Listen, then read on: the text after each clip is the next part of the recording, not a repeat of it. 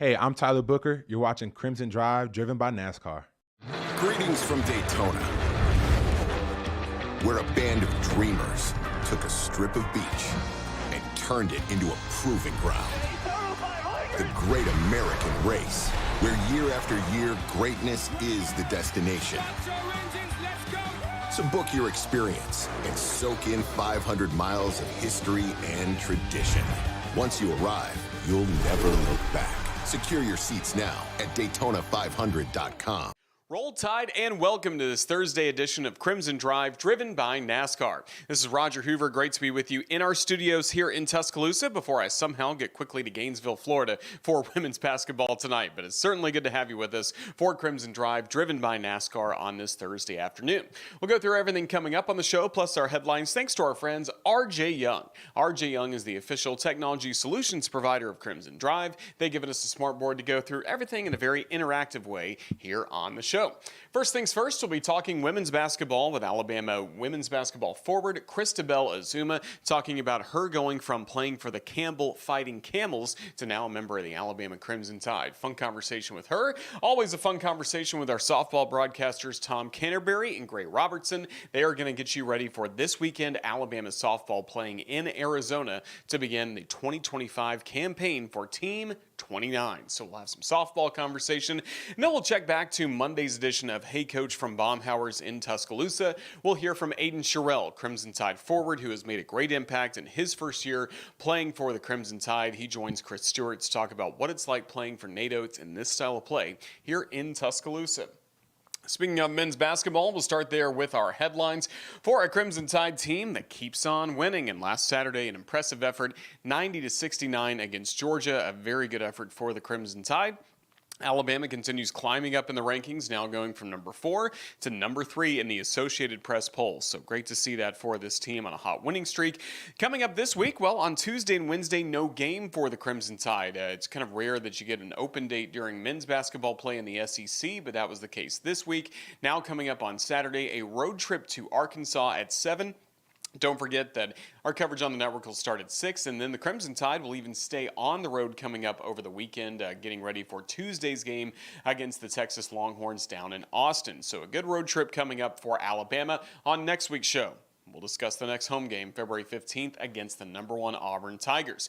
Do want to say congratulations to Mark Sears. He has been named to the Bob Cousy Award Top 10 list, and that award always salutes the top point guard in college basketball. We're not done yet. We'll go over to women's basketball. Last Sunday also defeated the Georgia Bulldogs 72-57, the final score. Alabama, despite falling to Kentucky and actually losing back-to-back games, first time all year the Crimson Tide remain in the top 25 poll, checking in at number 23 as we get ready for tonight. Award talk as well for Sarah Ashley Barker. She has been named to the Ann Myers Drysdale Award Top 10 list. That award recognizes the top shooting guard in women's college basketball, so great honor for her to be in the top 10 for that prestigious honor. As I mentioned tonight, Alabama against Florida, 6 p.m. will be the tip-off. Our radio coverage will start at 5:45 Central as the Crimson Tide look for their first win in Gainesville since 2021. Alabama has won the last 2 meetings in the series, including earlier this season when Alabama won on January 2nd for the SEC opener. Speaking of season openers, how about softball? Team 29 ready to go for head coach Patrick Murphy coming up this weekend as Alabama will play at the Canterbury Classic hosted by the University of Arizona. We'll get to the full schedule coming up in our upcoming schedule to round out the show, but it's going to be a busy schedule for Alabama softball to begin the season. Gymnastics, they'll be at home on We Are Bamily Night coming up on Friday, home against the defending national champion LSU Tigers. 8 p.m. It should be a fun time at Coleman Coliseum for gymnastics. Then don't forget baseball just across the street at Sewell Thomas Stadium. Early in the morning, starting at 11, they will have their fan day at the Joe, a final weekend where we don't have Alabama baseball until hopefully very deep into June coming up. We know the softball's starting this weekend, so the Diamond Sports are back here at the University of Alabama. Plenty of important basketball games, though, still ahead for the Crimson Tide women's basketball team, and Christabel Ezumah has been a key contributor during her first season in Tuscaloosa. We joined her earlier this week at the Advantage Center at our podcast studio to discuss her journey to Alabama.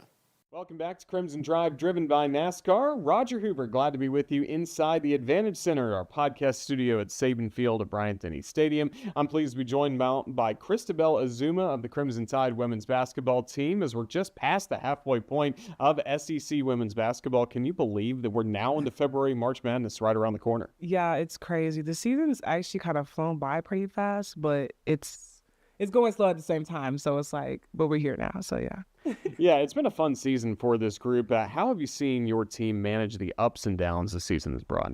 I feel like as a team, when we had challenges, we faced them, but we also, the next game, we really improved and learned from our mistakes. And I feel like that's a very important thing to do as a team as a whole. It certainly is, and a lot of that is thanks to leadership by upperclassmen like you, the coaching staff, who have been some of the vocal voices in the room, making sure this team stays on the same page. I think a lot of our leaders, too, Sarah Ashley Barker, she's really vocal, and I was like, dang, when I got here, I said, she's really vocal and loud, but she also wants us to succeed, so I feel like that's something that she hones on every single day at practice, and she kind of leads us as a whole. Carly, Aaliyah, Zay, they all speak up. G always talks. Oh my gosh, she's so funny. She always talks during practice, and it's amazing, really. That's really good to see. And for you, you get to spend this graduate year with the Alabama Crimson Tide after starting your career at Campbell. We'll go through your entire career journey in a moment. But just to start, how much fun have you enjoyed getting to play in the SEC and get to represent Alabama this year? It's actually quite an experience. It's something that I've always wanted to do as a kid, is play in the SEC and experience all, because, this is, they say, the best conference. So, good competition, great players in and out. Each day is a game, and I really love the challenge and the experience. And, of course, you've gotten to play on the road in some great venues at home. What has the fan sport meant to you here in Tuscaloosa? Everybody's so caring and loud. Every single game, before the game, we high five everybody. After the game, we give high fives. It's really loving environment, and you can tell that the fans really care and support. Oh, that's really good to see. All right, now time to dive into your full journey. First of all, where are you from? How'd you get into basketball? I'm from Sugar Hill, Georgia. I got into basketball. I was in the 3rd grade. At first, I was doing ballet, but my parents were like, we could play some sports. So I did basketball, and I had to stop ballet because I was walking on my toes. So then basketball just kind of became my thing. I would play it all the time, be on all the teams with my friends, and it would just be fun in general. Like, basketball is really just a fun thing for me to do. So, yeah. When did you start having a growth spurt? When did you become the tallest player on the floor? I think I've always been tall my whole life, but I haven't been the tallest, but I really think it was like from elementary school, I've always been the tallest throughout high school. Like, that's just been a thing. Then I got to college and then I wasn't the tallest anymore. So, yeah. Were there some favorite basketball players you had growing up, either college or pro?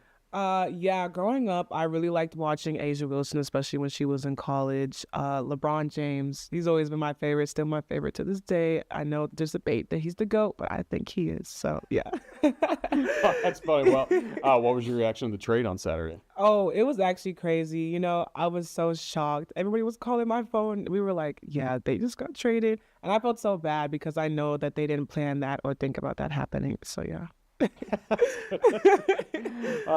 Fun to keep up with as the season goes along. And then for you, you mentioned your basketball journey. High school, you're still one of the tallest out there, and you get to play in the Atlanta area in high school basketball, where we see every SEC roster loaded with players from Atlanta. Yeah. Did that help make you better going up against good competition? Yeah, I really think the competition in Atlanta is a lot. Like, I played against girls like Raven Johnson. She was in the Atlanta area. Other players like Olivia Nelson Odata, she was in my region, and like now she's in WNBA. So we've had like a lot of good players in the Atlanta area, and I feel like that really shaped everything. So yeah. It really did. And again, you got to compete against a lot of good players, but your team was also very good at winning a 6A state championship. What made that run memorable?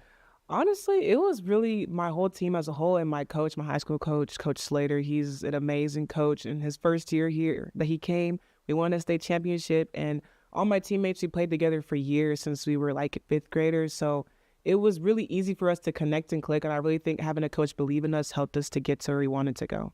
Were you starting to get some college attention already at that point? Yes, when he came, once we won the state championship, it was more like all the colleges came pouring in, and it was like, dang, this is exciting, because I didn't think this was like a thing that was happening, so I didn't think it was real. But colleges were there during AAU, but after the championship, more started coming. And more started coming, including Campbell, which ended up being your Yes. pick. What allowed them to separate from everyone else at that time? Campbell was really, it was during COVID, so really it was a hard decision because a lot of coaches were being fired. And one thing I've seen about Campbell was that everybody was still together. Their coaching staff was together, and they had a plan and exactly what they wanted for me as a player. And I really loved that about them. And I actually didn't get to visit the campus before I committed. I just kind of committed blindly and trusted that I believed in the coaches and what they were saying. And everything turned out great. So, yes, and I love them to this day. My coaches, Coach Fisher, Coach Macon Hall, I love all of them. They're the best. Did they have a good presentation for you, or were you going on like Google Maps a lot, seeing where the dorm would be, where your classes, the basketball area, and all that stuff? Yes, on Zoom, they had a whole PowerPoint, and they had like the maps. They had a video of like the campus and stuff. And I'm like, wow, this is really cool because, no one's ever done that before. So this was like sort of a thing for me because we couldn't go on visits, but they did a good job of showing me what everything was around there. So, yeah. That's really cool. And you get to play for Campbell, which has one of the most unique mascots in all college athletics. The fighting camels. What were a few of the fun camel things that you guys did to kind of incorporate that into your program? Yeah, the fighting camels, when I first heard about it, I was like, camels? But we used to say like roll humps. Wednesday is a big thing because it's hump day. So we would do a hump day as well. My teammates were really funny with the mascots, of course, too. We had a actual camel mascot, and there was like a real life camel there too. Really? At football games would be a real life camel, which was hilarious. But yeah. You have some pictures with it? I don't think I have a picture with the real life camel, but I'm sure I can find one of a picture. So yeah. Oh, that's really good. And that's a good level too, to get on the court for the first time, kind of hone your game. What are you most proud of when you look back at your years with the Camels? Really, I'm most proud of everything that I've done as a player and as a team and growing as a player. I feel like when I first started playing basketball, it was more just something that's fun, but now it's like a passion for me. And I do feel like also growing my teammates, I met a lot of amazing people on my team, and I just love them to death. And I feel like as a person, I grew as a leader too. And that's kind of the most important thing for me as well. So when your senior season wrapped up, did you think that maybe would be it for your college career, or were you hoping to have a fifth year like this? When my season was wrapping up, I knew that I was going to have a fifth year just because we had COVID and there was that little gap. So I was excited to explore my new opportunities and things that I can go past. And also because when my season was wrapping up, I also wanted to think about, okay, I do want to go play pro and I do want to achieve these goals. So what else could I do to accomplish that? And then your name goes in the transfer portal, and you eventually signed with the Crimson Tide. But what can you tell us about that window when you were in the transfer portal and Alabama reached out?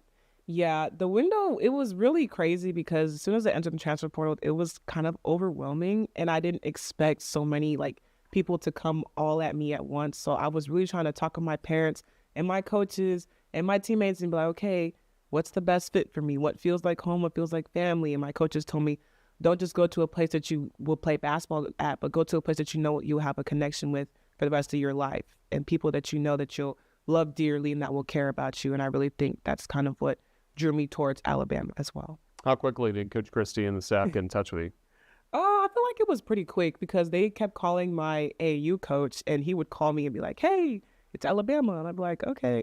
And he'd be like, hey, it's Alabama. I'm like, okay. He's like, head coach is calling me. I'm like, okay.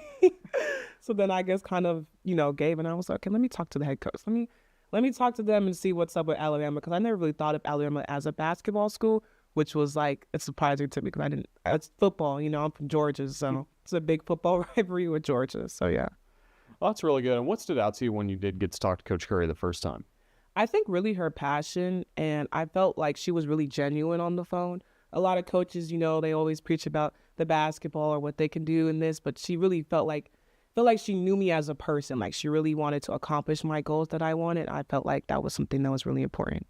Now, you didn't get to travel to Campbell and take a look at the university before you signed. Did you get a chance to come here before you made your decision? Yes, I got to take a visit here, have the whole experience, and it was nice. It was overwhelming because Alabama is a big school compared to Campbell, so seeing everything was like, whoa.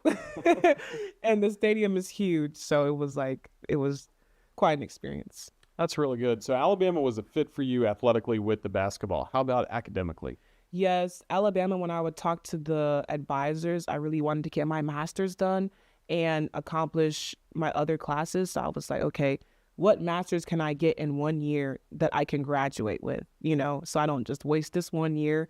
And they had an exact program for me that I wanted. So I'm doing business management, I believe, is my master's. And I really want to incorporate the business piece into my undergrad because I have a focus in pre-med for my undergrad. And I would wanted to bunch the two together. So yeah, it's the overachiever. That's really good. And you mentioned you want to play professionally after this is done, but then once the basketball career is over, what do you think you would do with those degrees? I would love to go back to medical school and become an anesthesiologist. That's one of my career dreams. So yes. That's very nice. That is Yeah. a very good plan for you to have. So again, great decision coming to Alabama. How'd you start to get incorporated into this team? Who made you feel welcome from the start? Well, as soon as I came in, it was because I'm really much of a shy person, so it's hard for me to open up to people. But really, it was everybody on the team just kind of spoke to me, talked to me. And then on away games, I would room with Say Green. So we would just be talking. We're both transfers, so we're just talking to each other and we're relating and stuff. But also, G, she's with my position, so we always talk a lot during workouts. And she just really made me feel comfortable. She's really outgoing a lot, so she brings out the outgoingness in me. And I feel like that's a good thing. So really all my teammates, I love them all. They all came to me equally, and it was quite a thing. Yeah, we'll let you brag on your teammates for a second, especially in your position group. You Yeah. mentioned Gianna Cunningham, more minutes for her this year. What do you see from her on the floor? She's a shooter. Like, some people don't think posters can shoot, but G can shoot the ball. And people don't think that, but that's one of her strengths that she has. She plays hard every single possession. She hustles for everything. And I really love seeing that from her. And then how about Essence Cody, just coming off a great game this past Sunday against Georgia? Essence she's good. She's tough. I'm not gonna lie. Essence is tough, and she's strong, and she doesn't give up. So when she makes a mistake, she'll keep going, and she'll never give up on a play. And I love that about her. She hustles for everything. She tries her hardest, and she puts her all on the floor. Did you guys battle a lot in fall practice in the post? Yeah. Yes, Essence will say that I'm strong. I think she's strong, but she'll be like, dang, CB, you're strong. And I'm like, Essence, you're strong too, girl. Come on. So, yeah, we always had battles and competitions between all of us, but it's fun. Overall, it's really fun. That's good. And this is kind of a veteran Alabama team, especially the players that get a lot of minutes, but you do have 3 freshmen on this roster. How have you guys tried to bring them along and introduce them to college basketball? Yes, the 3 freshmen, Chloe, Leah, and Eris. I love them all. They're so cute. Eris, she can get a bucket. She jumps really high, and she could dunk the ball, in case y'all didn't know that. Chloe, she's really good as well. She has handles. She can get to the basket, shoot the ball, do whatever. Same with Leah. She loves her little jump shot. She's really good. I feel like we really brought them in, and they're learning too. They're young. They're learning everything, but I feel like they're picking up on things very quickly, which is good. That really is good to see, because now we're getting to a very important part of the season. You've seen Alabama play well, win on the road, protect the home floor as well. Just as we navigate these next few weeks, especially a lot of road games coming up, what's going to be most important for this team? I really think the most important is sticking together and playing together as one. Even if we're going down or we're losing by a little bit, we need to realize, okay, guys, we got to dig out the hole and come back. Play together and just keep our heads up and stay positive and play hard every single possession.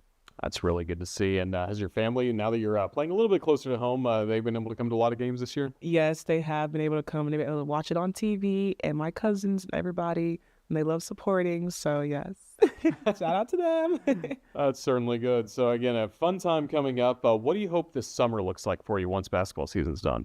This summer, I really hope to hopefully go play pro overseas. That would be something that's really fun. And then also get into my career life. So find some, side hustles. I want to get into real estate. I want to own properties. So yeah.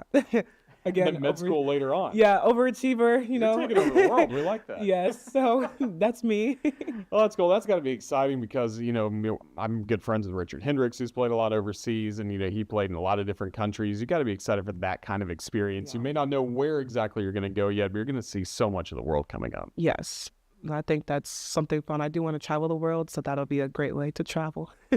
That's certainly good. Well, it's been exciting to watch you play for the Crimson Tide this year, Christabel. Just thank you for all the time you've given us here on the Crimson Tide Sports Network. We look forward to seeing you back at Coleman. Roll Tide. Roll Tide. Experience racing like never before. From the sandy beaches of Daytona to the high banks of one of the most exciting super speedways on the NASCAR circuit. Don't miss out as NASCAR kicks off the 2025 season with the Daytona 500 on February 16th, 2025. Witness history in the making and purchase your tickets today at DaytonaInternationalSpeedway.com. Our thanks to Christabel Ezumah for joining us. Best of luck to her and the Crimson Tide tonight in Florida against the Gators. Best of luck to the Alabama softball team getting ready to start the season. And once again, here on the Crimson Tide Sports Network, our games will be called by Tom Canterbury and Gray Robertson all across our radio network and in Tuscaloosa FM 100.1. So make sure you have them dialed up. Coming up this weekend for Alabama at the Canterbury Classic. Tom and Gray join us now to not only break down this weekend, what's ahead for the Crimson Tide, but take a look at the roster and kind of tell you everything that's new around Alabama softball as we get set for the start of the 2025 season.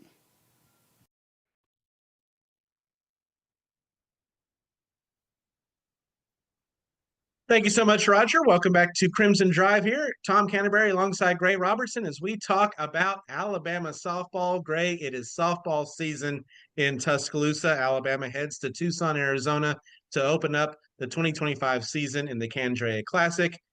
Happy softball to you. How excited are you? Oh, Podna. I mean, let's get it rolling. I have missed it. It feels like not just many months, but years since we were together in Oklahoma City to cap off 2024. And I'm just so excited because this is a team that I'm going to be learning about as games are played. And that has not always been the case. We're very thorough with our prep and we're very thorough with our roster breakdowns, but this is a team that's got a lot of versatility that I'm sure we'll get to and a lot of new faces that we're going to learn about in real time. And that's exciting as somebody who gets to cover this squad. You mentioned World Series to finish off last season. Alabama made it to Oklahoma City for the 15th time in program history. After a season that was frankly up and down. It was a struggle at times for Alabama last year during the regular season, but put it all together in the postseason, got the win at Tennessee in Super Regionals as the 14 seed to head to Oklahoma City. Well, how do you think that the way that the season last year went during the regular season, but the positives at the end of the year will set things up for this year for the Tide? I think what was so interesting reliving some of those moments a couple nights ago actually was how important belief became as the year went on, because it was a team that clearly had the ability and the talent to do something, but they had to buy in and believe. And we saw that really come full circle in the postseason as everybody kind of firmly believed that they belonged there and that Alabama could go on a magic run. And so hopefully the lesson is that belief has to be solidified from the outset. Why not go ahead and jump in as you start the season? I hope that the team understands the lessons from last year and how important that belief was as they get ready for 25, because going to the World Series against a Tennessee team that we were both very high on, against the best 1-2 punch pitching wise in America, that took a lot. That took something special, and they accomplished that. And I think that special factor can be tapped into even earlier. And I hope that Team 29 is ready to make those strides and ready to fully buy into the process and what it takes to get to that stage at the very beginning of the season, or certainly much earlier this year.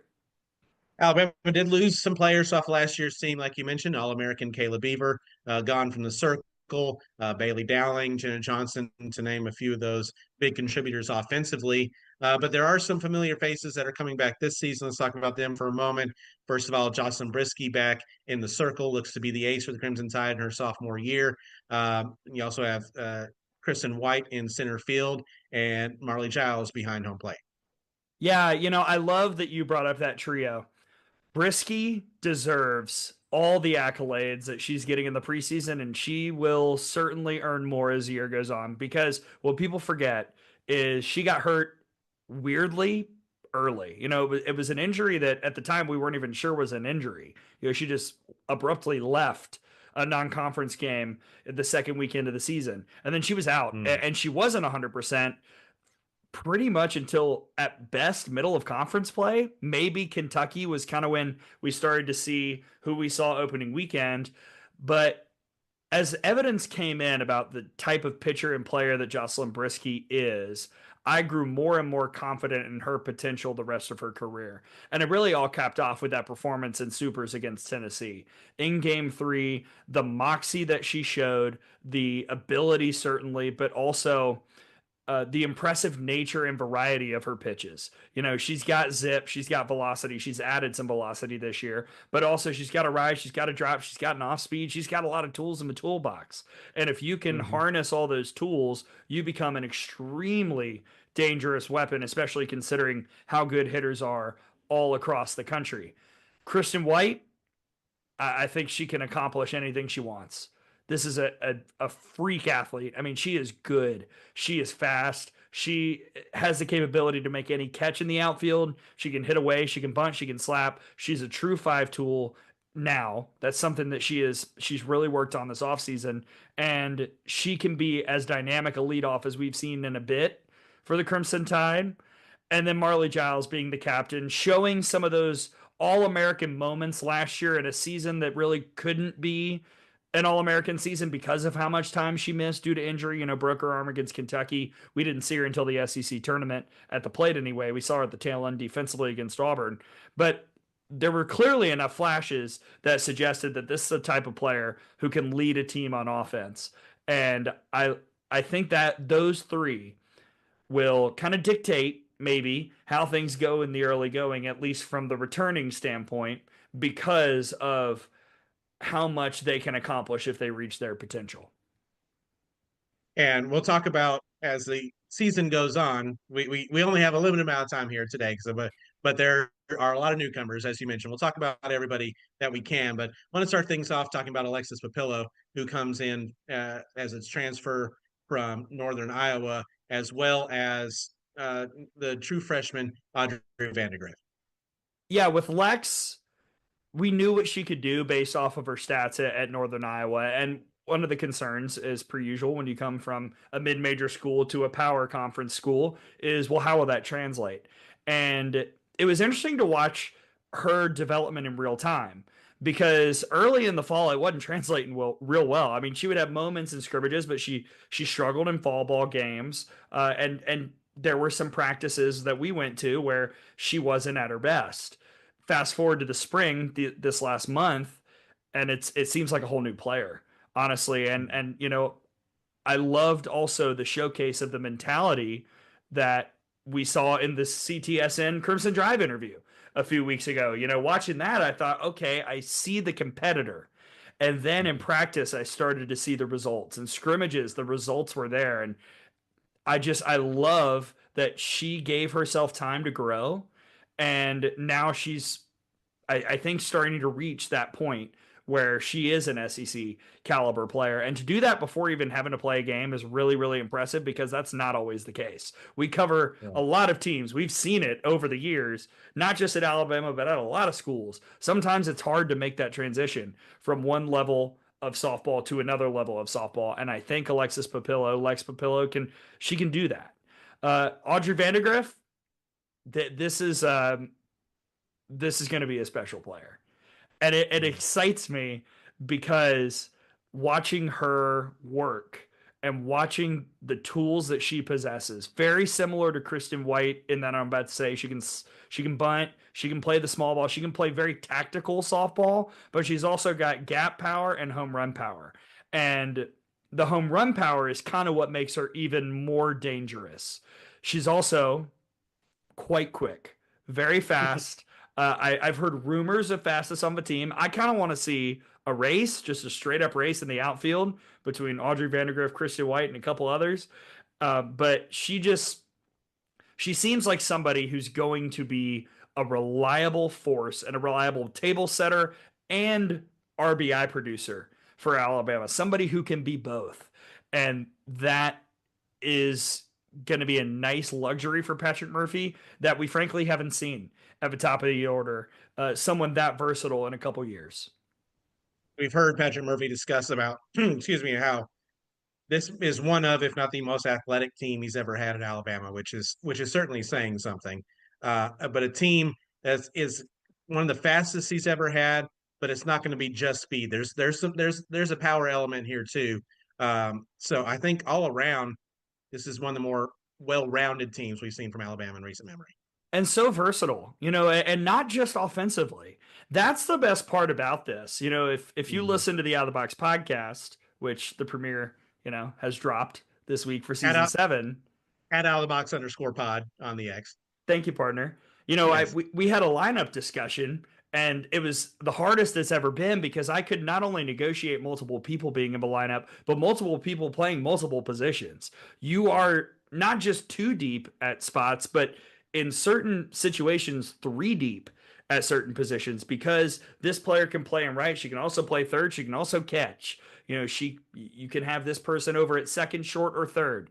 There are options, and that versatility allows, I think, this program and this team to have a little grace as they try and figure it out, because the schedule to start the year is pretty tough, and you're going to need a little bit of time to figure out the best formula.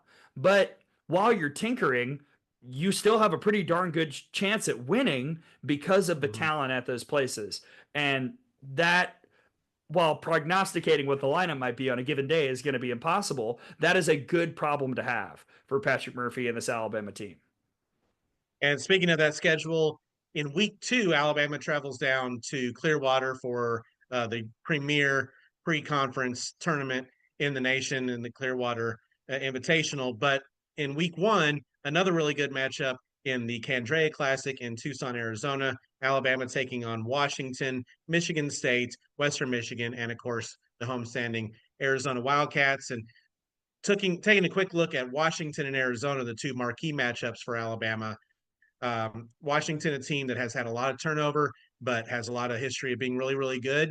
And then Arizona, of course, one of the best and greatest programs in college softball, and has had a lot of success here recently with Caitlin Lowe. Yeah, what I love about these matchups, not just because it's high quality competition, because we're going to have some good games to call, which I like. Blowouts are fun, but sometimes the energy of a tight game, it's good to feel the blood pumping in a February. Sure. But these matchups are not going to just test the physical ability of this Alabama squad. It's going to test the mental fortitude, because these are 2 teams that it's very hard to prepare for. We've talked about this on the pod. I've talked to you privately. As people can see behind me, the boards are typically quite extensive. These are 2 teams that are almost impossible to board for because we're not quite sure the true layout of the roster. Arizona's got 8 pitchers. They've got 7 that I included on the board, multiple who would probably be 1s or 2s around the country. They've also got a lot of great offensive pieces. But when you're facing that many pitchers, it's almost impossible to get ready for all of them. So you're going to have to adjust on the fly when you see somebody that maybe you didn't think you would see today. That's something that Alabama's got to figure out in real time against Arizona. Washington, it's a whole new roster. There were like 3 returners back from last year. So you're also trying to figure out the tendencies as a pitching coach, as Lance McMahon might be doing, or as a pitcher, or hitters. They're trying to figure out how to hit this person who might have been one pitcher last year at this level or at this mid-major program, but under the tutelage of Heather Tarr and that fantastic Washington coaching staff with Jen Salling and the rest of the gang, who might have added other stuff to the arsenal, who might be a completely different look.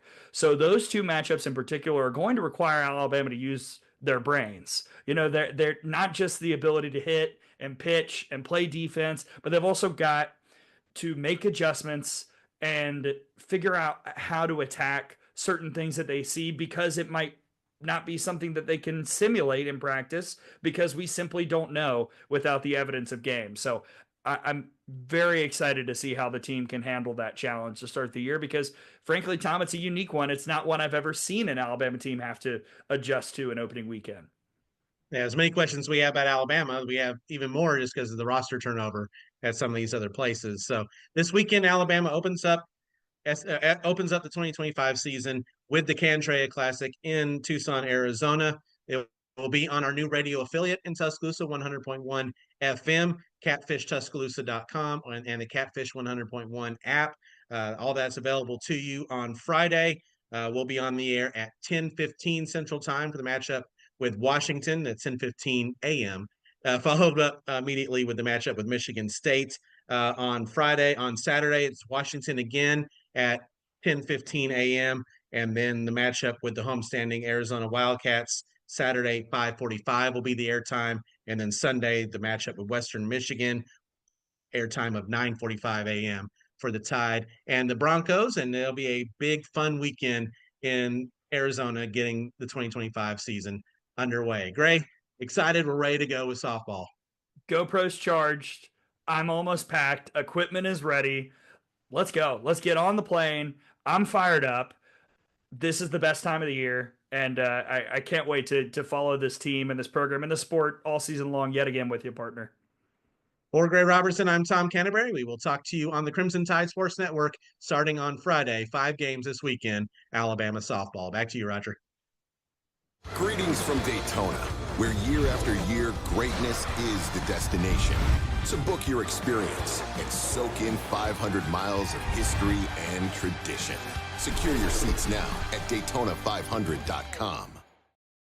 Hopefully Tom and Gray have a fun time out in Arizona as softball begins its season. We had a fun time earlier this week at Baumhower's in Tuscaloosa on Monday night with another edition of Hey Coach and the Nate Oates Show. And we've loved having men's basketball players join us at the restaurant along with Coach Oates. But this week, special treat to visit with Aiden Sherrell for the first time on the Crimson Tide Sports Network as he joined Chris Stewart at Baumhower's to detail what got him to Alabama and what it takes to play for Nate Oates. From Sherrell, he's left alone, tries another three, and hits another three. The big fella getting it done early for the Crimson Tide. Got it done early, got a little done in the middle, got it done in the second half as well. He finished with a career-high 12 in the victory over Georgia. And Aiden Sherrell from prolific prep, a Detroit, Michigan native, joins us here on stage at Baumhower's Victory Grill as we continue with Hey Coach Chris Stewart with the Bama big man. Look, I'll be honest, when we're thinking three-point shooters on the team, you ain't the first name that comes to mind, all right? But that's not new for you. I think they track, and you shot like, what, more than 40% from three in practice and scrimmages before the season? Yep, yes, sir. Yep. I've been able to shoot for a long time, so it's nothing really new. You also play with your back to basket a little bit. You're going to get more threes than you are back to the basket opportunities in this offense, though. Yeah. Was that part of what drew you to Tuscaloosa? Yeah, definitely. Yeah, for sure. It was the play style. We shoot a lot of threes. We run and gun. We play fast offense. It's like an NBA offense, and that's where I want to be at the end of the day in the NBA. And definitely, like the fit was a big part of why I came here. I know it had to feel good to see that first one go through the net. Yeah. I'm going to guess it felt better to see the second one go through the net because that meant you could shoot a third one. Yeah. That helps. Because if you miss one and then you don't make the second, you're not in your offense, but it'll be a little different. Mm-hmm. But you make the first two, that third one's going up. Yeah. It felt great hitting that second one, man. Shoot, I've been struggling a little bit throughout the season, but hitting those two, it felt great. Then you get to the free throw line, which you had some success with, but also on the board. So you finish, I think, with 6-7 rebounds in that particular game. Just the playing time period and contributing in key minutes had to be special for you. Yeah, it definitely was. It was a game where, like Cliff, he got in foul trouble early, and they needed us because it was a team that played heavy in the post, and being able to come in and affect the game in a positive way, it felt great. Everybody goes in thinking they're going to get playing time. And you're going to get playing time if you're playing hard in Nate Oates' system. Yeah. But a guy such as yourself, Darion Reed, McDonald's All-Americans, usually you go somewhere where you almost know you're going to be able to play day one. What is it inside you that gave you the confidence in yourself to go to a roster like this knowing, hey, I'm going to have to play really well to get my minutes? It's not a guarantee that I'm there. Yeah, it's definitely like the chip on my shoulder for sure. me and Coach Oates talked like when I committed here. He's saying like you're gonna have to earn your way, and I love that. I love that he told me that. Like it shows a lot of honesty. It shows his character for sure. And like why not work for things for sure. Like we have a great team. It's like every day in practice is gonna just get me better, and that's what I came in for, to get better and achieve my goals. At the same time, does it take a little pressure off knowing that, okay, they're not throwing me into a situation that I may not be ready for? I do have a chance to come and learn from some great players. I want to play, but I also know that there's a learning curve, and I'm going to be given that, as most young players would get in their situation. That was one of the like big pieces. Learning from experience and learning by like watching others, and being able to like be a sponge and obtain everything by learning and watching. It can make you excel. What's your favorite part about the system and really playing for Coach Oates specifically? I want to say like the speed for sure. When I first got to practice, like our first practice. Man, it was crazy. Different. Yeah, it was super different. I didn't know he was going to be running that fast, running that hard so much in practice. But I would definitely say the speed, because getting up and down fast, that can, it's just like a flow. It's like a flow. You guys really enjoy playing together, don't you? This group of players. Tell me about the chemistry you've been able to build, because a year ago, about 75% of you weren't even on the roster, didn't even know each other. Yeah. Our chemistry is great, and a few of our guys we knew each other like before from like high school basketball or like competing against them and everything. Like me and Darian, we came from the same school, so our chemistry was already there. And then Biz, he came from the same school as us before us, and we knew of him a little bit. And Barron, like we competed against him and everything. Like our chemistry is amazing. Like today, we went to Pop Stroke. It was a great experience, and like it was just bonding. It was a bonding experience for sure. Who won? Was it a guard or was it Grant Nelson? It was a team. Oh, that's good. Yeah, the team. Grant's team they won, and I was a part of the team. It was I believe it was me, Grant, Clark James, and I believe. Yeah, I'm missing someone, but yeah. Okay. The main thing is your team won. Yep. That's what we want to know. I'm telling you, I hope your team wins every time out the rest of the way. I'm pulling for you. It's great to see you, Aiden. We appreciate the time, and great to get to let the crowd get to know you a little bit as well. Thanks so much. Aiden Sherrell, Detroit, Michigan native, but a big part of the Crimson Tide roster now, joining us here at Baumhauer's Victory Grill. This segment's brought to you by Homewood Suites by Hilton in downtown Tuscaloosa. Make yourself at home, stay in comfort, and enjoy the great options of the on-site 205 restaurant and bar. Homewood Suites by Hilton, Tuscaloosa, proud preferred hotel partner of the Crimson Tide. Hi, this is Lex Papillo, and you're watching Crimson Drive, driven by NASCAR.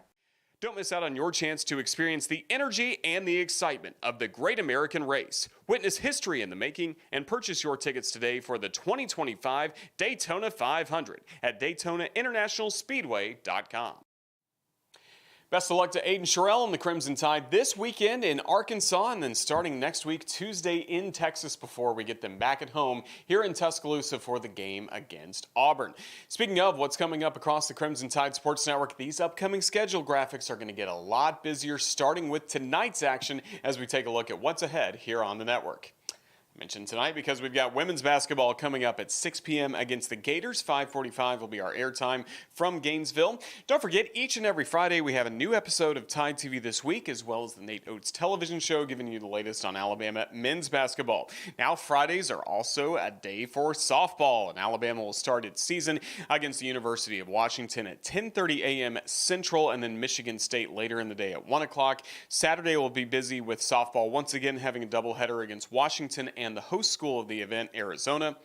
And for the men's basketball team, they will be at Bud Walton Arena taking on the Arkansas Razorbacks. 6 p.m. will be our airtime from Fayetteville. Then on Sunday, the women's basketball team at Mississippi State at 12:45 for the airtime, 1 o'clock for the ball game on Super Bowl Sunday. And then coming up, we will have a new edition of Hey Coach and the Nate Oates Show coming your way 6 p.m. on Monday at Baumhauer's in Tuscaloosa. I invite you to follow us at UA_CTSN for kind of some behind-the-scenes looks at all of our different broadcasts and plus clips as well from this show, courtside cam highlights, so much coming up. Just give us a follow at UA_CTSN for the very latest on Alabama athletics.